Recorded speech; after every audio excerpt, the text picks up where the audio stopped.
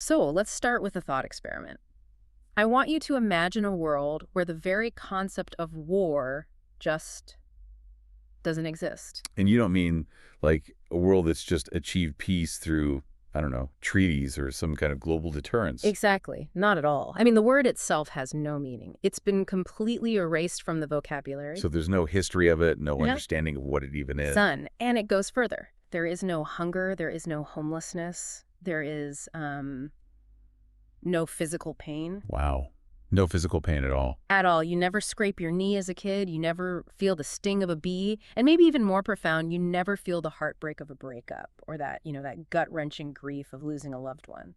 On paper, just looking at the metrics of human suffering, that sounds like the ultimate achievement. It sounds like paradise. It sounds like a dream, right? But now, take that same world and let's start stripping things away. Okay. Strip away color. There is no blue sky, no green grass. Everything you see is just a shade of gray. So a completely monochromatic existence. Completely. And then take away the weather. No sunshine, no snow, no rain. It's just temperate, always. And no music. No music.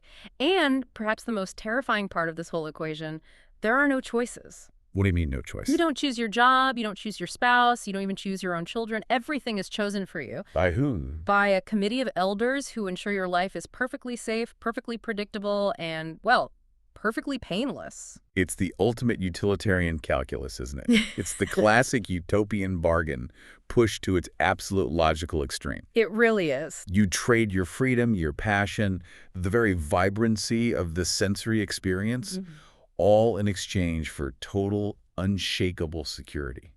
And that is exactly where we are going today. It is. We are taking a deep dive into Lois Lowry's modern classic, The Giver. I am genuinely excited to unpack this one because, when you look at the source material, this isn't just a YA dystopian story, which is how it often gets categorized. Not at all. It's much more than that. It's a philosophical treatise wrapped in a narrative. It forces you to look at your own life and ask, what am I willing to give up to feel safe? That's the central question. For this deep dive, we're looking at the first 20 chapters of the narrative. We're following a boy named Jonas. He's an 11. That's his age group and his designation. And he's approaching the single biggest day of his life. And our mission for this deep dive is really to explore the cost of that safety. We want to understand the burden of wisdom and, I think, the price of a painless existence. There is so much ground to cover here. A lot. From the rigid, almost robotic rules of the community to the visceral, violent memories Jonas eventually receives. So let's set the scene. The source material opens not with some gentle introduction to this utopian world, but with a moment of sheer terror. It's a fantastic hook. It really is. We start with a memory of a plane flying over the community. And for us, a plane overhead is just background noise. You might look up, you might not. Right, it's nothing. But here, it's a cataclysmic event. It's vital to understand why. In this community, pilots are strictly forbidden from flying over the residential areas. It just doesn't happen. It's a rule, and rules are absolute. So when this jet flies over, and not just flies over, it flies low, the reaction of the people tells us everything we need to know about their psychology. Jonas describes it as a stomach-sinking terror. Yeah, and the reaction isn't chaotic, running and screaming like you might expect. It's orderly panic. Orderly panic. That's a great way to put it. Everyone stops what they're doing. They get off their bicycles. They leave the bikes right where they are, in the middle of the path. They running to the nearest building. It's immediate, unquestioning compliance. And that shows how fragile their sense of safety actually is. It's a paradox. They feel safe only because the rules are absolute and are never broken. The moment an unpredictable element is introduced, Like a plane off course. the illusion of security shatters instantly.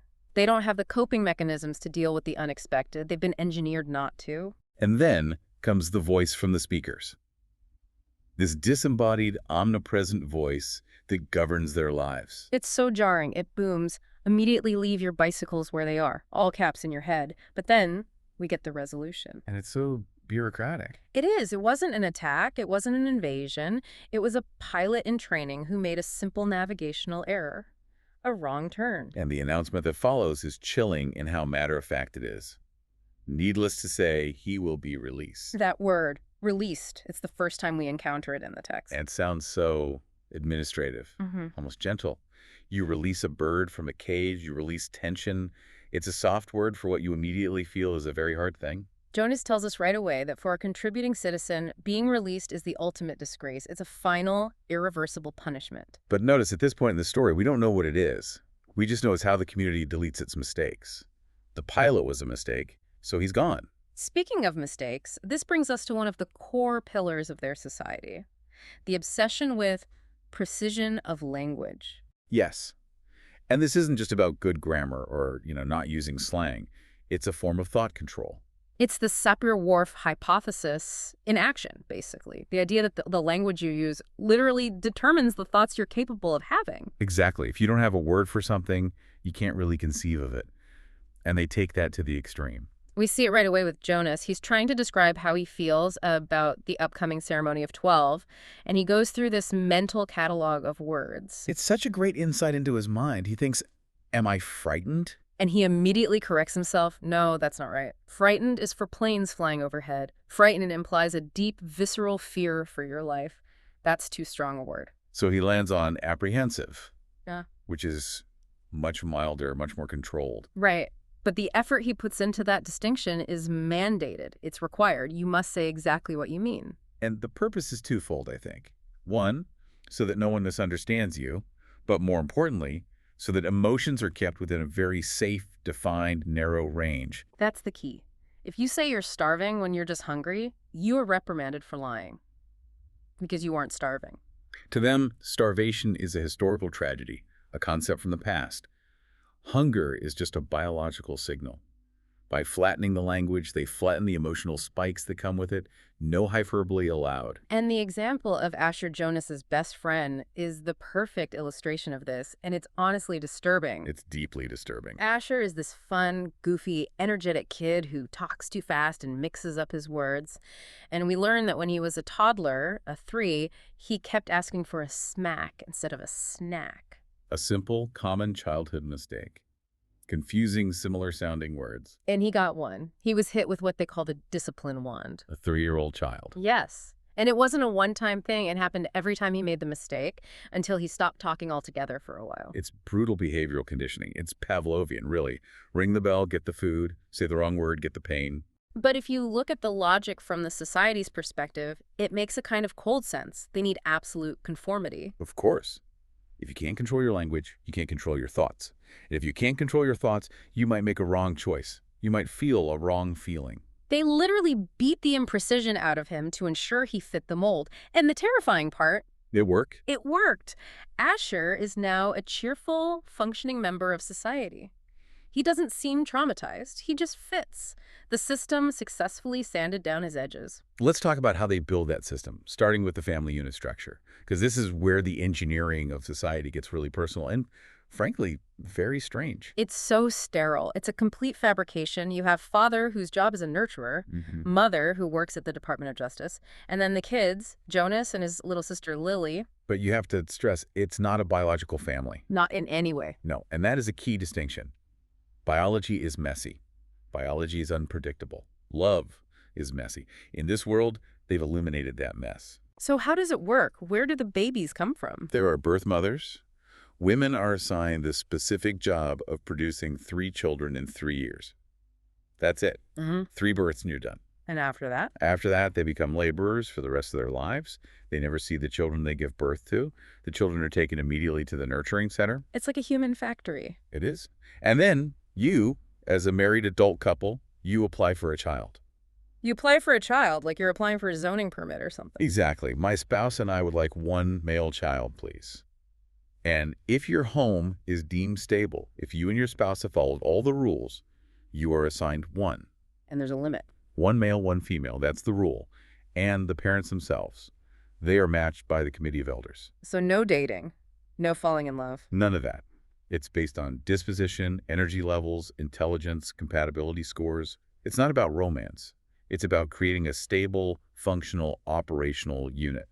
They want a household that functions without conflict. And to maintain that stability, they have these mandatory rituals. The rituals are everything. Every night at dinner, they have the telling of feelings. You have to share what you felt that day and get it processed by the family unit. And we see this in action. Lily talks about being angry at a playground visitor from another community who didn't follow the rules. Father talks about his worry for a new child at the nurturing center who isn't growing fast enough, a baby named Gabriel. It sounds therapeutic on the surface, doesn't it? Oh, look, they're so emotionally healthy, they talk about their feelings. Right, that's the veneer. But you look closer at the outcome. The goal isn't to validate the feeling or explore it. The goal is to resolve it and make it disappear. Annihilate it. Yes, Lily is angry. The parents rationalize it for her. Maybe the visitor felt strange and stupid because he didn't know our rules. Lily considers this, agrees, her anger vanishes, and order is restored. So it's a mechanism to prevent emotions from festering. You surface the emotion, you scrub it clean with logic, and you move on. No baggage allowed. It's emotional sanitation. Which brings us to the morning ritual. The telling of dreams. Jonas usually doesn't have dreams he can remember, but one morning he has this incredibly vivid one about Fiona, a girl in his group. He dreams they're in the bathing room at the House of the Old, where they volunteer. And in the dream, he wants her to get in the tub so he can bathe her. But she keeps laughing and saying no. He describes the feeling as the wanting. He wants her. It's the first spark of sexual awakening, of desire. And here's where biology fights back against the engineering.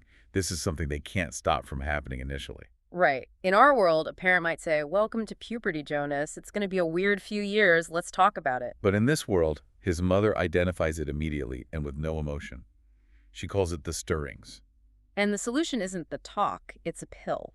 The stirrings must be medicated away. He has to start taking a pill, and he has to take it every single day until he enters the House of the Old. This is the linchpin of their control system, isn't it? It has to be. Think about it.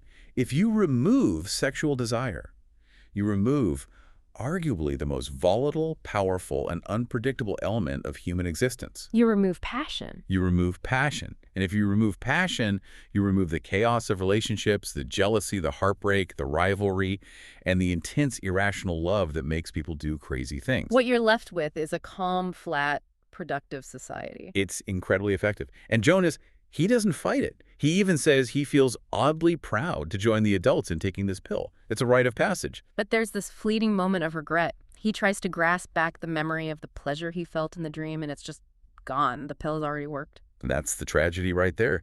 He trades the depth of human experience for a chemically induced stability, and he doesn't even know what he's lost because he has no frame of reference for what passion actually is. So we have this perfectly engineered society. They call it sameness. And we learn a bit about the physical engineering, too. There's no snow. There are no hills. Climate control. This is strict, hardcore utilitarianism. Snow makes agriculture difficult.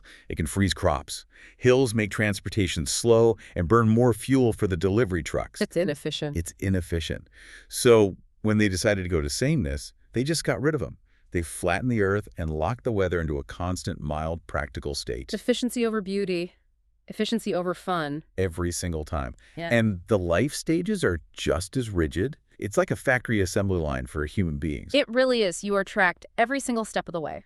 At age 1, you finally get a name and you're assigned to a family. Before that, you're just a number in the nurturing center. Then at 7, you get a jacket with front buttons. Which is a huge deal. Before that, the jackets for the little kids had buttons on the back. Why? To force them to rely on others to get dressed. It teaches and enforces interdependence from the very beginning. You need the group to function. So the front button jacket at 7 is your first symbol of independence. A very controlled, very minor independence. Then at 9, you get a bicycle, which is another huge milestone because it expands your geography. You can move more freely around the community. And then at 10, a haircut. I love that detail. It's so specific. The girls lose their braids, and the boys get this shorter, more mature haircut that exposes their ears. It's such a specific, almost military-style marker of growing up. It signals you are leaving childhood behind. And then the big one, the 12. The ceremony of 12 is when you receive your assignment. This is where your childhood effectively ends. Completely. You are assigned your career, and you will train for it until you are a full adult. There is no gap year to find yourself. There is no trying out different majors in college. The elders have been watching you your entire life, taking notes on your behavior, your personality, your aptitudes, and they decide where you fit in the machine. There is no room for error, or at least that's the idea. And hanging over all of this, in the background of Jonas's life, is the story of Gabriel, this little new child father brings home. Right, Gabriel. He's this baby from the nurturing center who isn't thriving. He's not sleeping well. He's not gaining weight. So father gets special permission to bring him home at night for extra nurturing. But the threat is always there. If he doesn't improve, he'll be released. And Gabriel is a mirror for Jonas in a really interesting way. They both have these pale eyes. Which is a rarity. A huge rarity. In a community where almost everyone has distorted eyes, this is a visible genetic anomaly. Jonas has always felt a little self-conscious about it.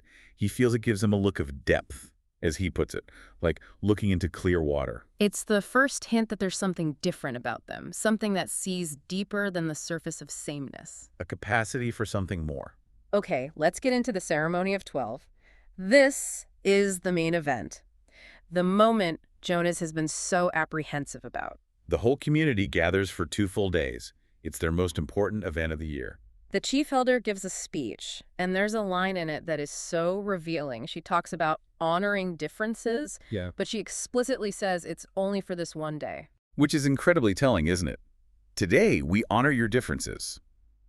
The unspoken part of that sentence is, because every other day of the year, we suppress them. Exactly. Differences are a problem to be solved, except on this one day where we exploit them to assign you a job where that difference is useful to the community. Then it's right back to conformity. We see the assignments given out. It's all very orderly. Asher, the kid who always mixed up his words, gets assigned assistant director of recreation. Which is perfect for him. He's playful, energetic, not super academic. The elders saw that.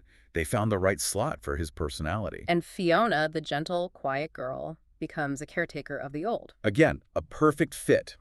From an outside perspective, you have to admit, the system seems to work, it's efficient, it places people where they are most likely to succeed without complaint. But then, the mistake.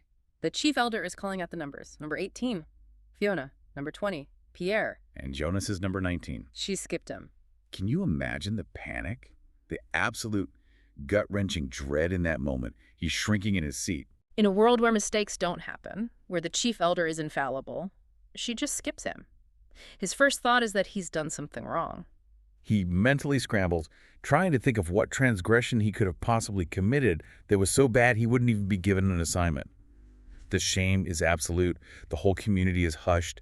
They're all embarrassed for him. It's agonizing to read. But then, after the very last assignment is given out, the chief elder apologizes. She says, "I have caused you anguish."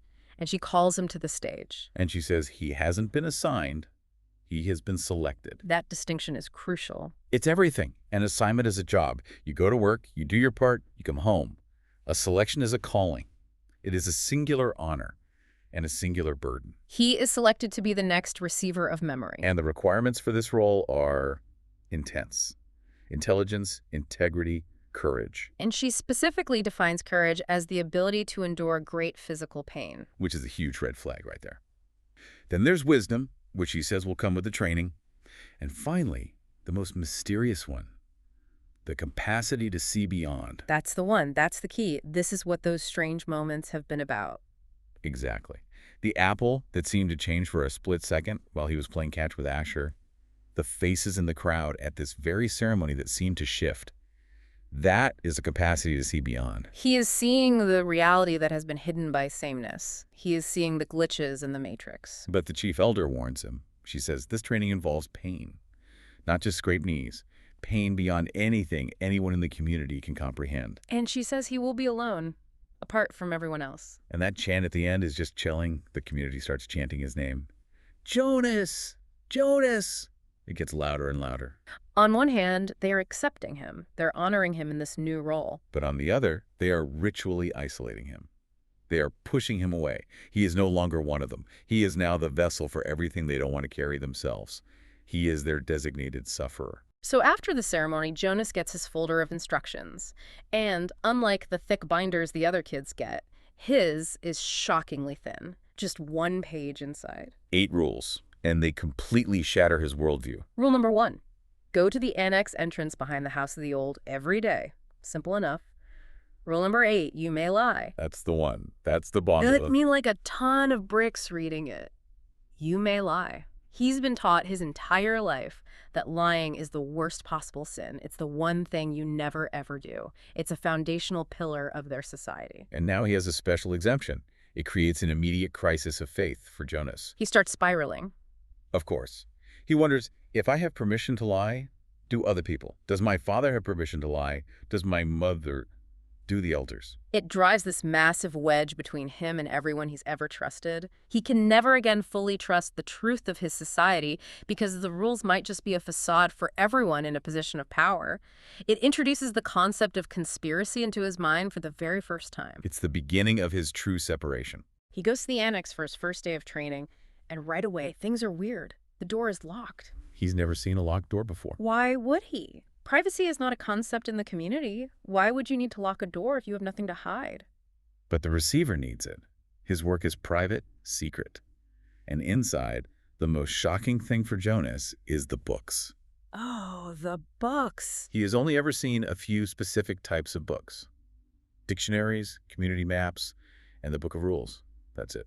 Here, the walls are lined floor to ceiling with thousands of books. What does that tell you? It implies that knowledge exists, but it is hoarded. Exactly. History, art, geography, literature, it's all there, but only one person in the entire community is allowed to look at it. Knowledge is dangerous. He meets the old man, the current receiver of memory.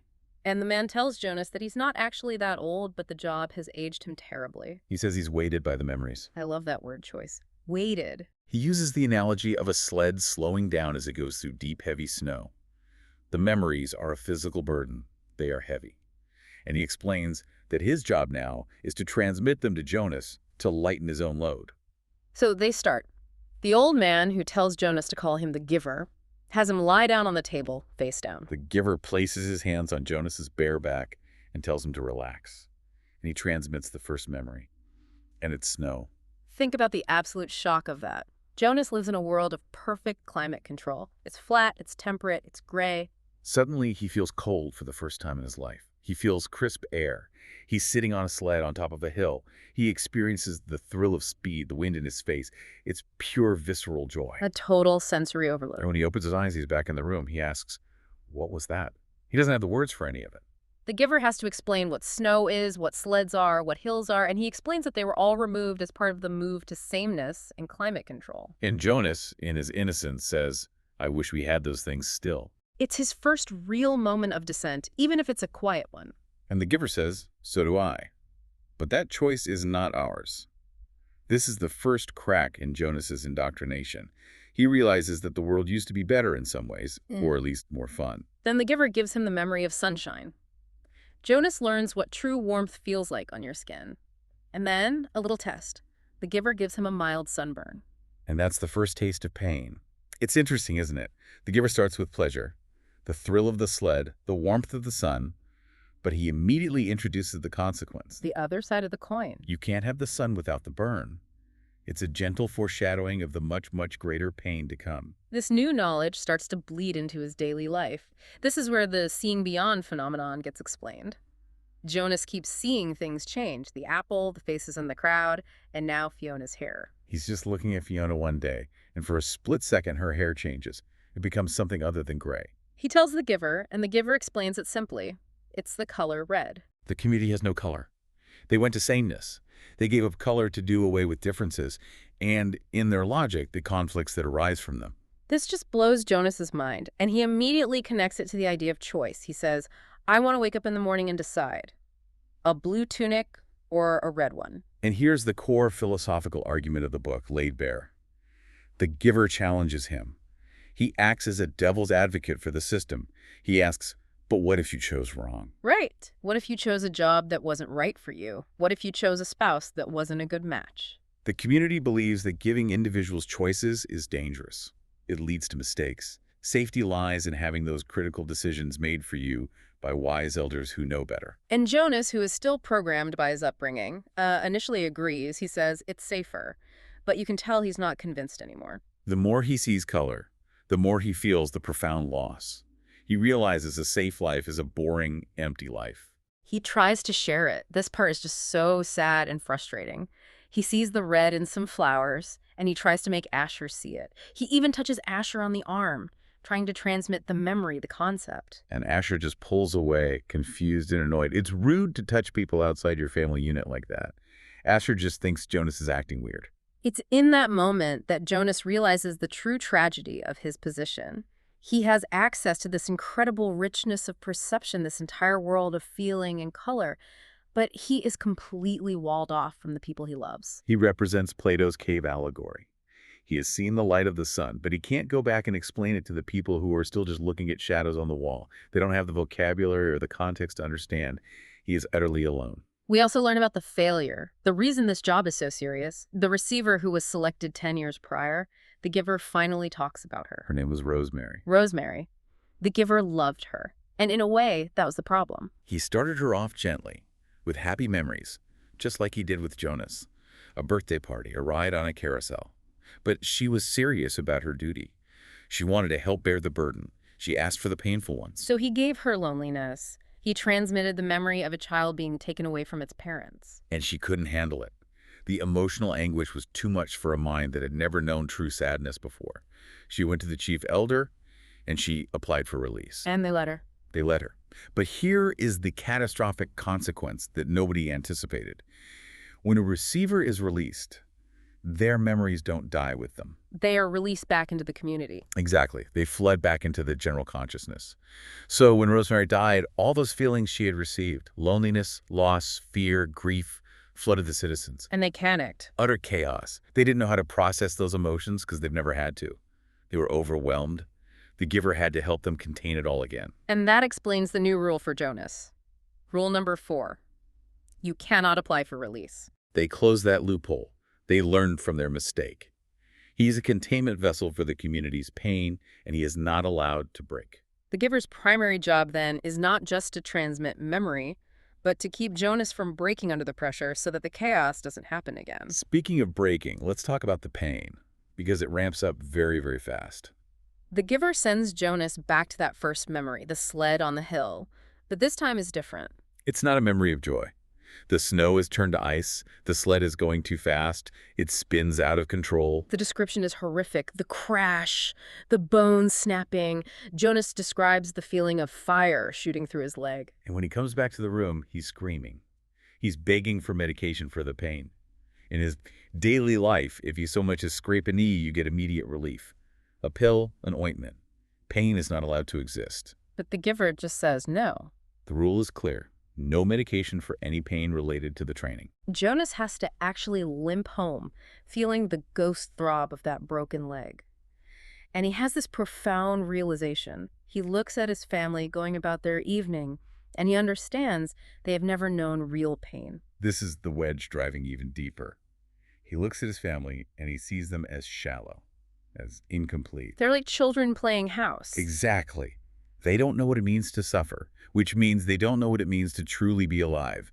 He is the only adult in the room carrying the weight of real experience. He finally confronts the giver. Why? Why do we have to suffer? Why do you and I have to hold these memories? And the giver's answer is one word: wisdom. This is such a crucial point. The elders don't want the memories themselves, but they need the wisdom that comes from them to govern effectively. The giver gives a concrete example. The Council of Elders once considered increasing the birth rate to get more laborers. On the surface is a logical idea, right? Yeah. More workers equals more production. A simple equation. But the giver was called to advise them. He accessed a memory of hunger, of overpopulation. Not just hunger, but centuries-old starvation. He remembered warfare that was caused by societies fighting over scarce resources. So he advised them against it. And they listened. They listened to the advice, but they didn't want the explanation. They don't want to feel the hunger. They just want the correct answer. They used the receiver as a living, suffering database, a buffer against the harsh realities of history. They want the benefits of history without having to carry any of the scars. And then, to really drive the point home, the giver transmits the memory of war. The scene it's graphic. It's a battlefield. A young boy, barely older than Jonas, is dying and begging for water. The smell of carnage, the sounds of cannons. It absolutely traumatizes Jonas. But notice the dynamic that's forming. It also creates this incredibly deep bond between him and the giver. After transmitting it, the giver asks for forgiveness. You can feel his own pain. He hates inflicting this on the boy, but he has no choice. The job demands it. He is torturing this child that he's come to love, and it's killing him too. But to balance it, to give Jonas a reason to keep going, the giver shares his favorite memory. It's a room with a warm fire and colored lights on a tree and packages wrapped in bright paper. It's Christmas. And grandparents, the concept of grandparents. Jonas has never heard of this. In his world, once your children are grown and have their own family units, you go to the childless adult's dwelling and then the house of the old.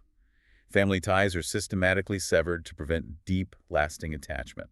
But in this memory, he sees generations together. He sees joy and connection, and he feels something new, a warmth that isn't just from the fire. He asks what it is. And the giver tells him the word for it, love. Jonas is overwhelmed by it. He wants it. He craves it. So he goes home that night, and he asks his parents, point blank, do you love me? Their reaction is just devastating. They chuckle. They literally laugh at him like he's a toddler who just said something silly. They tell him to use precision of language. They say the word love is a meaningless, obsolete word. It's too general. His mother says she enjoys him.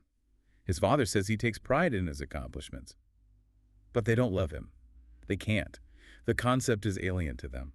This is the moment Jonas truly leaves the community in his heart. He lies to them for the first time, saying he understands. But he knows now that their perfect life is completely empty. If they can't love him, then their care for him is mechanical. It's an assignment. And he decides he wants no part of it. He stops taking his pills the next morning. He chooses to feel the stirrings. He chooses to feel everything. He starts breaking the rules in a new way. He starts secretly transmitting memories to Gabriel. Yes. The baby is sleeping in his room at night, and when he gets fussy, Jonas, accidentally, and then on purpose, gives him peaceful memories of sailing on a calm lake to help him sleep. It shows that Jonas is becoming a giver himself. He's using his unique ability not just to suffer, but to comfort another human being. It's an act of love. He is nurturing Gabriel in a way his father, the professional nurturer, cannot. But now we get to the final, horrifying turning point, the truth about release. Father mentions casually at dinner that he has to release a new child the next day, one of a pair of identical twins. Why? Because identical twins would be confusing. It would disrupt sameness. You can't have two people looking exactly the same. It disrupts the identification process. Yeah. So the smaller, weaker one has to go. It's just a matter of tidying up a messy biological anomaly. Jonas is curious now. He asks the giver about it, and the giver says something shocking. You can watch. He has access to recordings of all private ceremonies. He turns on the video screen. So Jonas watches a recording of what happened that morning.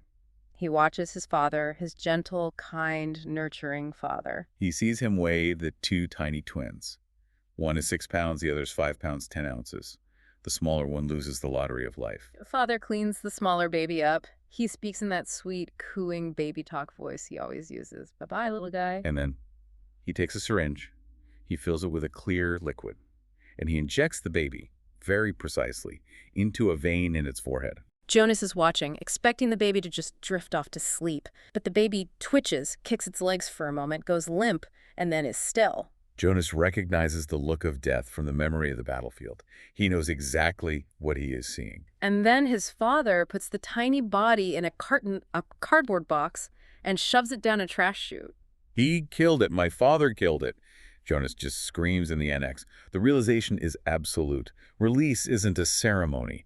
It isn't a journey to some mysterious elsewhere. It is lethal injection. It's execution. The old, the rule breakers, the inconvenient infants, they are being murdered systematically. And the giver confirms it.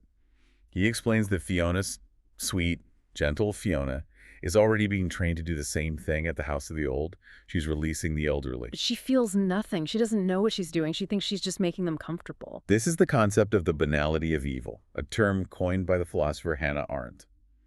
They aren't malicious. Jonas's father isn't a monster in his own mind. He's just performing a routine task. He's tidying up. They are completely ignorant. They have been stripped of the ability to understand the value of life because they have no concept of death or pain or love.